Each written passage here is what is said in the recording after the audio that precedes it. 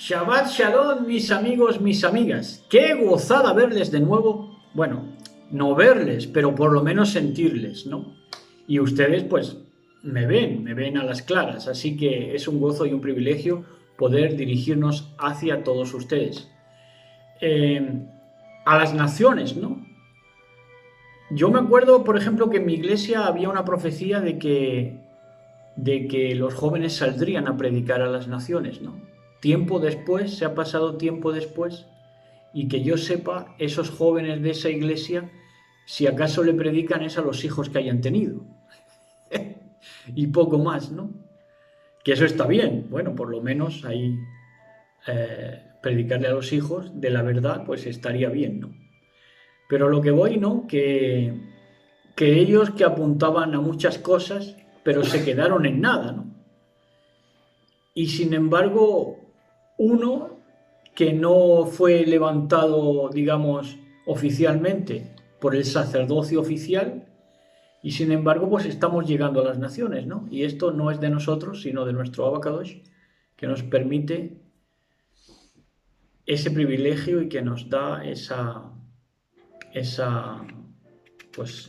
bondad de su parte, ¿no? De poder predicar a las naciones. Sabemos que nos ven desde muchas naciones y saludos especialmente para México, desde donde nos están viendo mucho en estos últimos meses. Bueno, pues vamos allá, vamos hoy con Josué 3 y 4, capítulo 3, capítulo 4 del libro de Josué, que de nuevo va a ser profético. Van a ver que va a haber profecía también en un libro que parece ser histórico y vamos a disfrutar mucho. Y antes, pues ya saben ustedes que nos referimos a lo que nos ha venido hablando el corazón a lo largo de esta semana, o que ha despertado nuestro gracejo natural, ¿no? Y entonces hoy vamos a empezar, pues precisamente con esta jocosidad, ya saben ustedes, que nos caracteriza, con estas bromas jocosas. Y es que saben ustedes que hay un término que se llama dar la brasa, por lo menos aquí en España. Dar la brasa quiere decir cuando alguien te cansa mucho a base de palabrería, pues se dice dar la brasa, ¿no? Y entonces yo, viendo un programa que saben ustedes que nos gusta mucho de viajes, pues vemos que en Argentina se asan mucho las cosas y de hecho se le llama carne a la brasa lo que hacen allí en Argentina. Y también saben ustedes que los argentinos se caracterizan por la palabrería, por palabra tras palabra, cansinamente. Y entonces, pues dar la brasa, nunca mejor dicho, sería que a un argentino, porque es por los dos lados, que hacen la brasa, la asan y dan la brasa también en el término de pues palabrería que te acaba durmiendo, ¿no? Entonces, pues esa es la broma jocosa que teníamos para hoy, como ven, algo desternillante. Bueno, pues también, esto sí, ya un poco más serios, nos habló al corazón en la Parashá, que dio un ministerio familiar que nosotros vemos en Shabbat. Por cierto, hay muchos que hablan del ego, pero dime si tienes pocas suscripciones o muchas y te diré el ego que tienes, porque hay quien predica en contra del ego y no se suscribe a nada por orgullo y por altivez. Pues nosotros sí, nosotros nos suscribimos a muchos canales, a muchos que nos gustaría que fuesen caudales como el nuestro, pero bueno, en un ministerio familiar que nos hizo ver que Rubén, el hijo de Jacob, pues saben ustedes que transgredió el hecho de su padre, lo ultrajó, lo denigró, el hecho de su padre acostándose con su concubina, con la concubina de su padre. Bueno, y este ministerio explicaba que Rubén lo que quiso hacer con esto, viendo el precedente de que los primogénitos anteriores, tanto de Abraham como de Isaac, no habían tenido, digamos, una manera de decirlo, suerte en su primogenitura, en ejercer su primogenitura, pues Este Rubén, pues viendo ese precedente, lo que quería era asegurarse que no le pasara como a los precedentes y asegurarse que sería el primogénito, con todas las de la ley, por así decirlo, ¿no? Y entonces quiso asegurar su primogenitura tomando a la concubina de Jacob. Y esto nos habla a nosotros en el día de hoy porque este hecho de Jacob, esta acción, es tomar armas animales y no las armas espirituales. El ir a por tus medios materiales en lugar de ir a los medios espirituales. Anteponer lo animal a lo espiritual. Esto fue una operación, pues como se dice, ¿no? Que los perros, por ejemplo, para marcar el terreno se orinan, ¿no? Y esto es una animalidad parecida. Para guardar su primogenitura se acostó con la concubina. Es un ser animal. Y esto, por supuesto, hay que vencerlo, no coger, no portar armas carnales, animales, sino portar armas espirituales. Porque si no, se acaba uno precipitando al Eterno bendito sea, y esto tiene malas consecuencias porque el Eterno no está contigo ni te respalda y eres vergüenza incluso para ti mismo. Al final eres denigración para ti mismo. Bueno, ¿y qué me dicen de esa congregación que se gusta en llamar de recatados y recatadas? Recatados y recatadas. A mí también, el otro día hablamos de que a algunos ministerios les gusta mandar recaditos, a mí también me gusta mandar recaditos sin decir nombre, pero en la introducción. Hay otros que se lo meten en la misma enseñanza, ¿no? Y esto ya sí estorba la enseñanza. Pero a nosotros, pues antes en la introducción, pues sí nos gusta mandar algún recadito y pues hoy mandamos ese recadito para esa congregación que se gusta en llamar de recatados y recatadas cuando en la lingüística, en la neurolingüística, nos dice que recatados es catados 2 veces y recatadas también catadas 2 veces o más. Así que no gusten tanto de llamarse recatados y recatadas. Esa congregación que todo el mundo sabe que es la congregación mesiánica más multitudinaria probablemente que hay en el mundo. Acabo de tuitear algo que tenía yo ganas de tuitear y que primero anoté aquí y hoy lo he podido tuitear, que es que no me parece nada más cateto, nada más obsoleto, nada más antiguo que esos amagos de hombres que llaman novias a la madre de sus hijos delante de los amigos, para presumir delante de los amigos a esa mujer que le ha dado ya hijos, le llaman novia, mi novia para acá, mi novia para allá. Esto es arrastrado, rastrero, esto es una vileza y un agravio a la mujer, una falta de respeto monumental a la esposa, a la mujer, que ha decidido o que ha tenido las pocas luces de casarse con un idiota de estos, ¿no? Pero es así, y esto se da mucho, y sobre todo en personajes estos zarrapastrosos de la izquierda, ¿no? Actual. Como nos hicimos eco la semana pasada de Esdras 10, excusa de una vida perra, que le titulamos, pues estos que se han sentido aludidos, porque desde luego que grabamos este tema porque lo vimos en ellos y ya empezamos a investigar de dónde venía esa excusa de la vida perra, que es de Esdras 10, y nosotros lo pusimos en su sitio haciendo ver que Malaquías nos habla del mismo hecho para dejarlo donde debe ir, que es en una excusa vil, en una excusa de una vida perra, ¿no?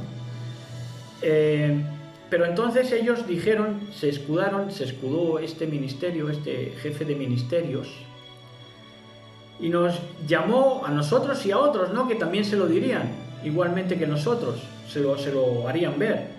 Nos llamó groseros porque, pues, según él, criticamos de una manera grosera la justificación que hizo este ministerio del adulterio y de la fornicación. Pero, amigo, díganle esto al Abacadosh, al Padre Eterno. Díganselo a él antes que a nosotros, porque él es quien les dice esto que ustedes tomarían también por grosería, que duda cabe, que les arrojaría mierda en el rostro a estos que predican esto de la justificación del adulterio y de la fornicación, con Esdras 10. Bueno, pues esto es lo que hay. Otra cosa, otro apunte. Ministerios que se la dan también de que saben mucho, de que profundizan mucho, pues dicen que somos ángeles en trance jugando a no sé qué. Ni vi el vídeo porque ya me lo sé y es una estupidez como otra cualquiera. Claro, hablando de estas cosas, haciendo ver que la vida es un juego, una prueba pero un juego. Somos ángeles en trance y nosotros somos ángeles en trance en el ámbito de Elohim y nosotros somos avatares, ¿no? Avatares de esos ángeles que nos estamos soñando a nosotros mismos, por decirlo de alguna manera, ¿no? Entonces, revisando y tratando de profundizar más de la cuenta, donde no les llama nadie, pues, ¿qué es lo que hacen? Que acaban trabajándoles al judaísmo porque hay que parar ese carro. Hay que parar ese carro de decir que la vida es un juego. La vida no es un juego porque en muchas veces, en muchos textos, en muchos versos, nos dice, por ejemplo, y hoy lo vamos a ver otros versos también, si no me equivoco, de que yo pongo delante de ti, cuando da la Torá, nuestro Mashiach, nuestro Abba, dice, yo pongo delante de ti la vida y la muerte. Entonces es una cuestión de vida o muerte esta vida. Esta elección, ¿no? Las elecciones que hacemos esta vida, dista mucho de ser un juego. Ahora, el judaísmo sí quiere hacer ver que la vida es un juego. ¿Para qué? Para la promiscuidad de todas las cosas y para que pues ellos salgan ganando siempre y ya nosotros no sepamos distinguir la realidad de la ficción y nos volvamos todos locos. Es lo que pasa. ¿Cuál es el pecado de los incultos? El pecado de los analfabetos que llamamos nosotros. Bueno, pues el principal pecado de los incultos, de los que no se cultivan a sí mismos con el estudio tanto de la palabra de poder, por supuesto, como de otros libros seculares, pues el pecado de ellos es que no dan su mejor versión a los demás. Y si no procuras dar tu mejor versión a los demás, es que verdaderamente no amas a tu prójimo como a ti mismo. Y ese es el pecado. Entonces, no calza de ninguna manera que tú digas que amas mucho al prójimo y que cumples, como se dice desde el cristianismo, por ejemplo, la ley de Cristo, si tú no te preocupas de dar la mejor versión de ti mismo, habiéndote cultivado en el estudio, en lo que es la cultura general, para poder hablar a otros. Cuanto más cultura adquieras, pues mejor te podrás referir a un público más amplio, ¿no? Entonces, pues esto es así, y este es el pecado de los incultos y de los analfabetos, de los descuidados, de esta gente que tiene desidia por estudiar, ¿no? A lo mejor son muy trabajadores para doblar el espinazo, pero le temen abrir un libro. Esto es así. Y por último, ya en esta introducción nos hacemos eco también de algo que nos llamó la atención, también de otro ministerio, que nos dijo que Ogel Moed es tienda de reunión, y él asociaba la palabra Ogel, que es tienda de reunión, con Elohim, porque Elohim contendría de Elohim, y Ohim vendría de la raíz Ogel, y Ogel entonces es tienda sería, Ogel es tienda, ¿no? Entonces, así entendemos mejor cuando en el Apocalipsis se nos dice, he aquí la morada de Elohim con los hombres, el Ogel de nuevo, ¿no? Lo que el Ogel Moed, lo que la tienda de reunión en tiempos de Moshe apuntaba, pues al final se produce cuando dice, he aquí la morada de Elohim, el Ogel Moed, ahora sí, de una reunión plena de Elohim con los hombres. Entonces, desde siempre vemos también que Ogel, Elohim contiene tienda. Es decir, Elohim es una tienda de reunión, donde todos están reunidos. No es una singularidad. Es un él, pero Ogel, él hecho tienda, exactamente. Quien lee entienda, pero esto es muy rico de entender, ¿no? Y quien lo entienda pues podrá disfrutar lo que estamos explicando. Pero es así, es muy, muy enriquecedor este concepto de Elohim, de Ogel, de tienda, de él tienda, Elohim tienda. Bueno, pues ahora sí vamos a entrar ya en Jueces 3 y 4. Luego iremos con un tema especial que yo quería dar y lo vamos a anunciar, de Moisés Today. No se lo pierdan, porque va a ser un tema muy enriquecedor que lo queríamos dar para despedir este año, como última enseñanza de este año romano, y queríamos ofrecérselos a todos ustedes también como obsequio por los seguidores y por los suscriptores de este año, y por todos los que nos vienen siguiendo, que sabemos que son muchísimos, miles, sabemos que así es, por fe, por emuná. Bueno, vamos allá. Josué y Josué capítulo 3.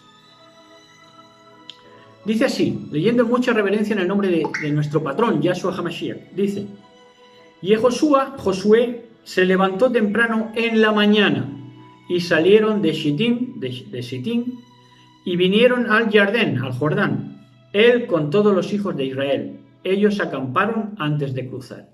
Bueno, aquí, que parece que no dice nada, que parece que es histórico, que parece que solamente es una datación, una ubicación, pero vemos que Josué se levanta temprano, se quiere encontrarse con ese lucero de la mañana, entonces madruga, ¿no? Y nosotros hemos de hacer eso, en ese sentido de que, porque se nos dice que cuando el lucero de la mañana aparezca, se encenderá en nuestros corazones. Pero nosotros también hemos de ir a su búsqueda, ¿no? Hemos de madrugar en un sentido espiritual para encontrar la mañana, ¿no? Y salieron de Sittim y vinieron al Jordán, él y con todos los hijos de Israel. Dice, ellos acamparon antes de cruzar. ¡Qué bonito es esto! Señores, esto es muy bonito. Porque antes de cruzar hay que acampar. Y acampar es reflexionar, acampar es reconocer las cosas como son. Antes de cruzar, antes de ser hebreo, que sabemos que hebreos son los que cruzan al otro lado, hay que acampar antes de cruzar, reconocer el territorio antes de emprenderte a cruzar. Esto es ser buenos estadistas, esto es saber lo que te traes entre manos. Dice en el verso 2, después de 3 días los oficiales circularon por medio del campamento, 3 días, 3 milenios, ya en este tercer milenio nos tocaría cruzar, acampar y circular por en medio del campamento, y le dieron al pueblo esta orden. Los oficiales, dice, cuando ustedes vean el arca del pacto de Yahweh su Elohim y a los Kohanim, que son levitas, cargándola, ustedes han de dejar su posición y la seguirán. Así que el arca de la alianza, el Aarón Kodesh, pues era guía del pueblo, ¿no? De la misma manera que nuestro Mashiach ha de llevarnos a levantarnos cuando él actúa, levantarnos, cuando él se mueve, también, igual que también cuando lo sacó de Egipto, con la nube y la columna, ¿no?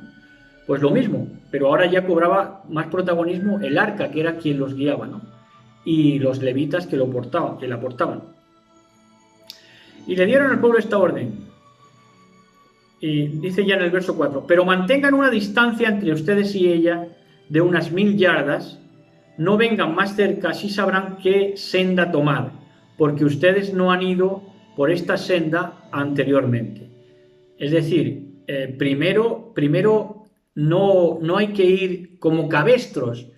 Esto pasa también con la distancia de los coches, ¿no? Si te pegas más de la cuenta y eres tan cabestro, te chocas, ¿no?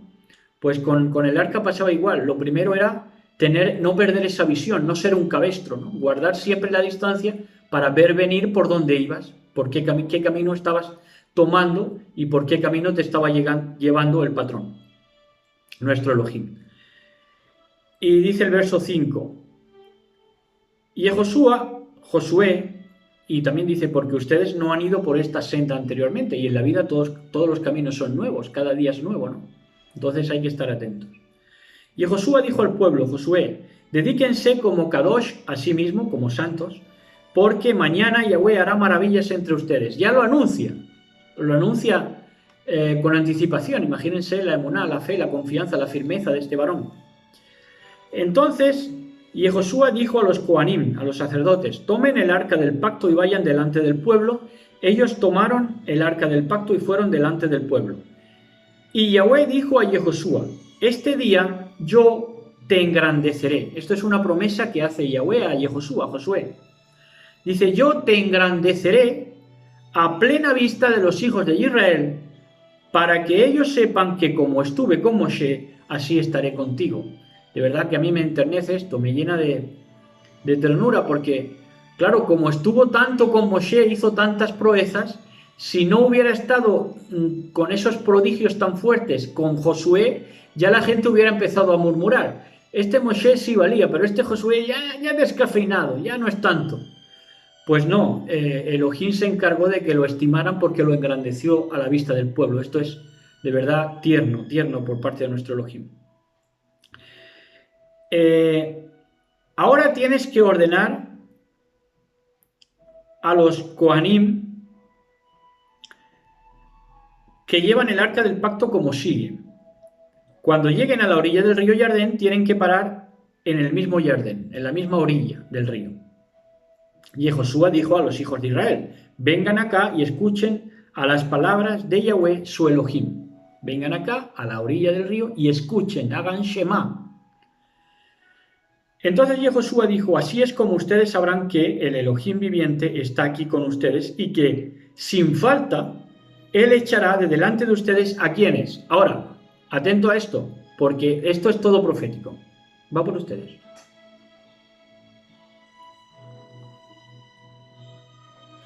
Atención, echará delante de ti al Kenaní, que es cananeo, que es mercader, mercaderes de la tierra que trafican con todo, mercaderes de la tierra que trafican con almas de hombres, nos dice Apocalipsis.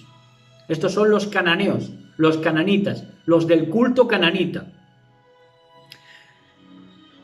Y también significa mercader y celoso, kenaní. Y alití, que es miedo, desaliento. No hay que tener desaliento, no hay que tener miedo, hay que tener confianza, firmeza. Por eso dice, más adelante, se van a parar todos, se van a parar en firme. Sin miedo, sin desaliento, sin hititas. Y aljibí, que es hebeo, que es habla, imaginador, el que te endulza con palabrería y es un imaginador, un hollywoodiense, un Netflix, un Amazon, un canal de estos de pago, un imaginador, todos estos canales que te serpentean ahí y te van durmiendo con imaginaciones. Pues este también fuera del campamento, o sea, fuera de donde iban a conquistar, donde iban a poner sus pies. Al pericí, al pereceo, que es descuidado, inseguro, esto es la desidia, esto es pues eso, el ser descuidado, el no poner cuidado en las cosas, y el inseguro, la inseguridad también, el no saber a quién sirves, el dudar dentro de ti, ¿no? De labios para afuera sí, pero por dentro no sabes ni a quién sirves. Esto hay que echarlo fuera, al pereceo, al pericí. Y al girjashi, jerjeseo, ¿qué es esto? Habitante del suelo, sucio. Habitante del suelo, sucio. Jerjeseo. Esto es nivel bajo, estrato bajo, frecuencia baja, como la serpiente. Gente polvorienta en todos los sentidos. En el sentido sobre todo de las frecuencias que emanan y que salen de ellos. El emorí, que es el amorreo. ¿Qué es el amorreo? Amargo, feroz, hablador, que juzga. Es amargo, siempre va con la amargura. Todos estos que entran a los canales de YouTube, incluso de gente predicadora, y dice, ¿quién es Dios? ¿Dónde está Dios? Estos son amargados de la vida, amargos, jebuseos. He aquí el Aarón Jaberit, que es el arca del pacto. Adón Kol Haaretz, arca del pacto del amo de toda la tierra, es la traducción preciosa, va delante de ustedes al cruzar el Jordán. Ahora bien, escojan ustedes 12 hombres de entre las tribus de Israel, un hombre de cada tribu. Tan pronto como los Cohanim que cargan el Arón Berit, el arca del pacto del amo de toda la tierra, pongan las plantas de sus pies en las aguas del Jardén, las aguas del Jardén será cortada la corriente arriba y permanecerá amontonada como en una presa. Así que el pueblo dejó sus tiendas para cruzar el Jardén con los Cohanim cargando el arca delante del pueblo. Verso 15. Cuando los que cargaban el arca habían llegado al Jardén y los Cohanim cargando el arca pusieron sus pies en las aguas, por toda la temporada de la cosecha el Jardén se desborda de sus orillas. Las aguas corriente arriba permaneció amontonada como en una presa por una gran distancia en Adán, la ciudad, junto a Zarzán, para que las aguas que fluye corriente abajo hacia el mar de Ahava, en el Yan Jamelac, en el mar de Sal, fuera completamente cortada y el pueblo cruzó a la altura de Jericó. Por cierto que ese Yan Jamelac, que se llama mar salado, noten ustedes que Melach sería salado y Melech es rey. Entonces cuando nos dice vosotros sois la sal de la tierra, también nos está diciendo que somos reyes, lo lleva también implícito. Los Cohanim cargando el arca del pacto de Yahweh se pararon firmes en la tierra en medio de... Fíjense, se pararon firmes, con seguridad, con firmeza. No fluctuaron, no fueron inseguros. No fueron como el pereceo, el pericí, ¿no? Entonces, se pararon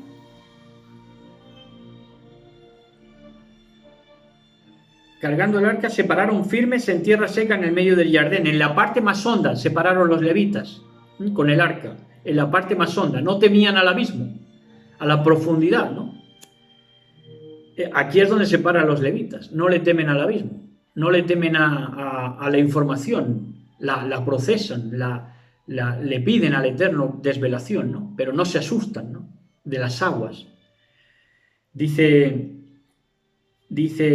en la parte más honda, mientras Israel cruzó sobre terreno seco hasta que la asamblea completa había terminado de cruzar el Jardín.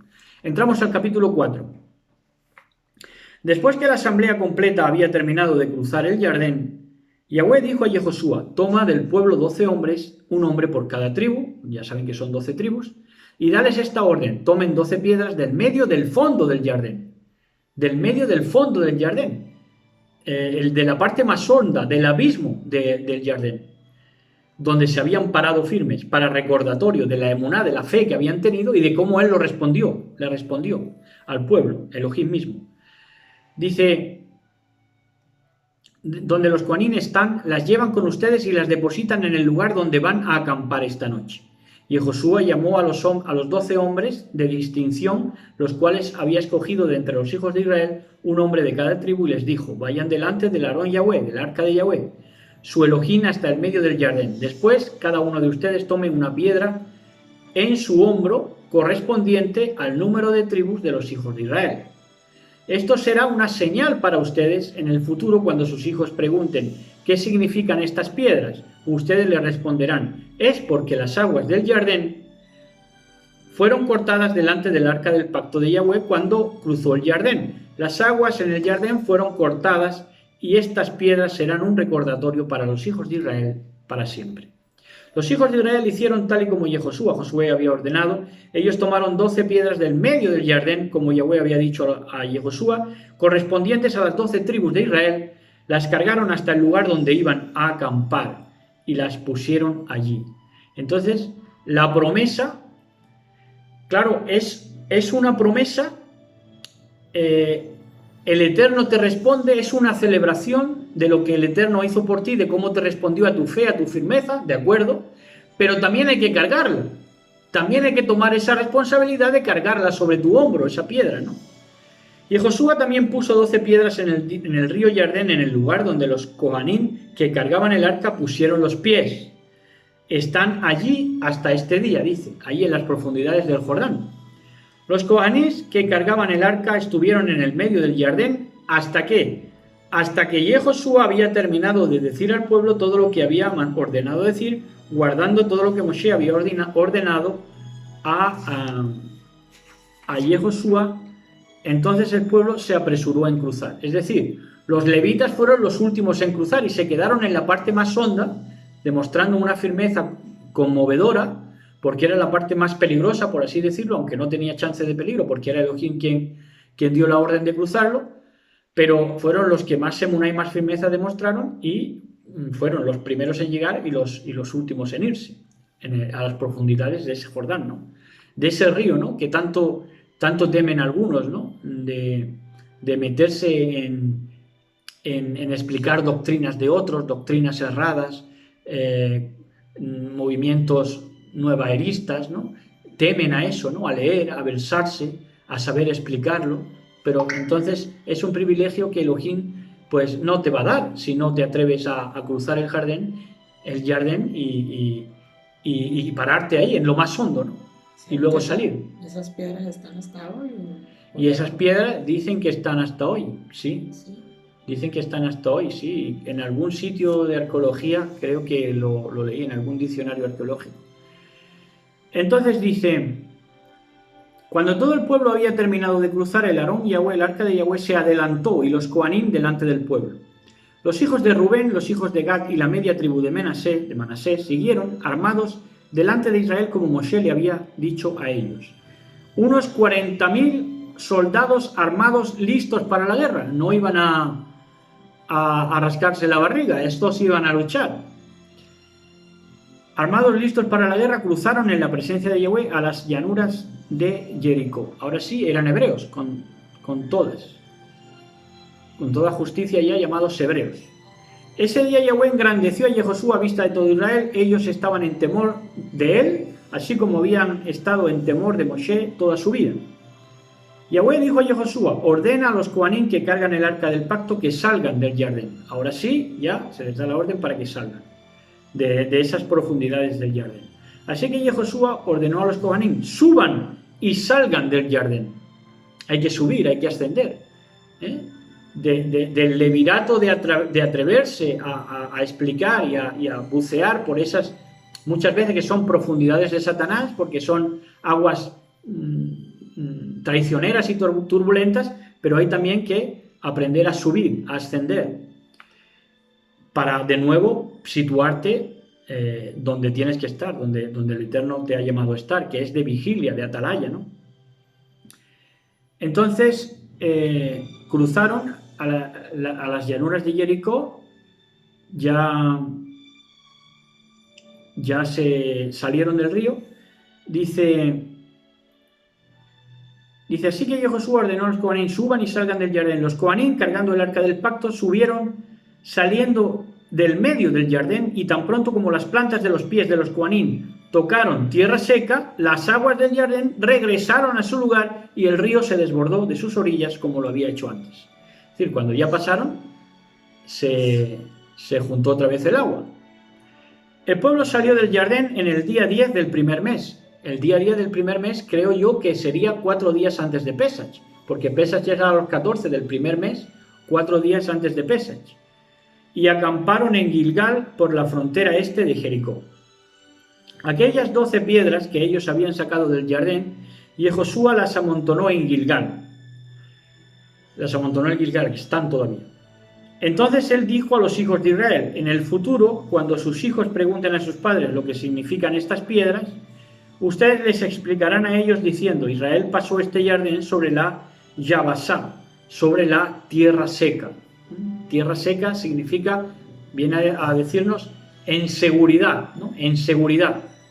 No hubo aguas turbias, por muy turbias que fueran, por muy impetuosas, que nos mojaran siquiera la planta de los pies.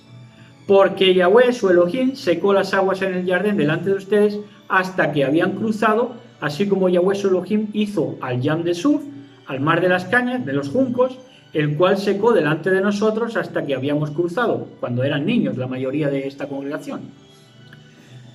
De esto, todos los pueblos de la tierra pueden saber si quieren, claro, si quieren, pero la historia está ahí, la datación está ahí.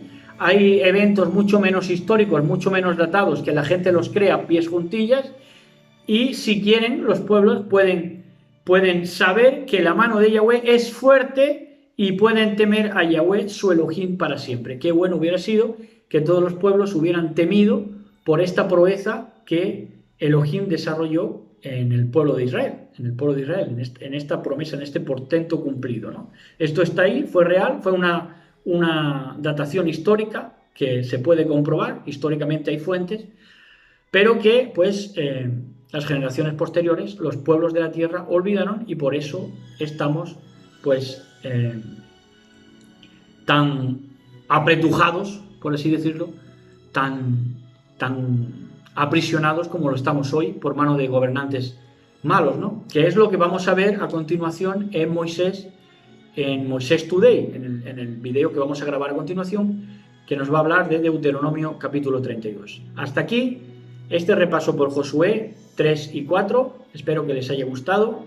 Por si me olvido en el siguiente vídeo, gócense en este Shabbat, delante de la presencia del Eterno, bendito sea. Bésense, abrácense, compartan, hablen con nuestro Abba, con nuestro Elohim, como con nuestro mejor amigo, como se habla con el mejor amigo, y disfruten de este bendito Shabbat. Shabbat Shalom a todos, besos y abrazos para todos y todas.